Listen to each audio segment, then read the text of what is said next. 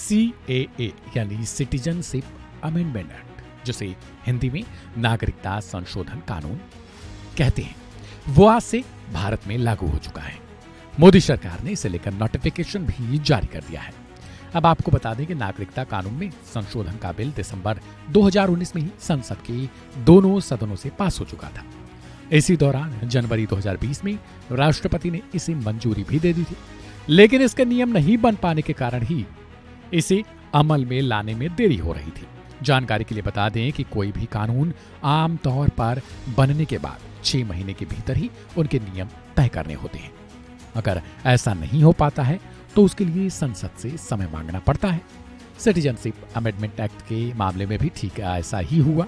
इसके लिए गृह मंत्रालय ने 9 बार एक्सटेंशन के लिए अनुरोध किया, क्योंकि अब तक इस कानून को लेकर कोई नियम नहीं बने थे और नोटिफिकेशन भी जारी नहीं किया गया था। इस कानून के जरिए जिन लोगों को नागरिकता मिलनी है वो आवेदन तक दायरे में नहीं कर सकते थे, यानी वो आवेदन भी बिल्कुल नहीं कर सकते थे। मगर अब नागरिकता के लिए आवेदन किया जा सकता है, जिसके वेरिफिकेशन के बाद इसे अमल में लाया जाएगा। अब सवाल है कि इस कानून के जरिए कौन आवेदन कर सकता है। तो बता दें कि इस नागरिकता संशोधन कानून के जरिए पाकिस्तान, बांग्लादेश और अफगानिस्तान से आए हिंदू शरणार्थी जैसे सिख, बौद्ध, जैन, ईसाई और पारसी भी हैं, इन धर्मों से जुड़े शरणार्थियों को भारतीय नागरिकता दी जा सकती है।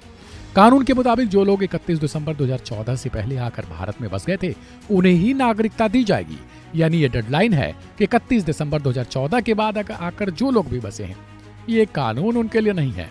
इसके अलावा क्योंकि दूसरे इस्लामिक देशों में अल्पसंख्यकों की जिंदगी गुजार रहे इन धर्मों के लोगों को प्रताड़ित भी किया जाता है। आरोप है कि लगभग सालों पहले की जो इनकी आबादी थी वो धीरे धीरे समाप्ति की ओर जाती गई है।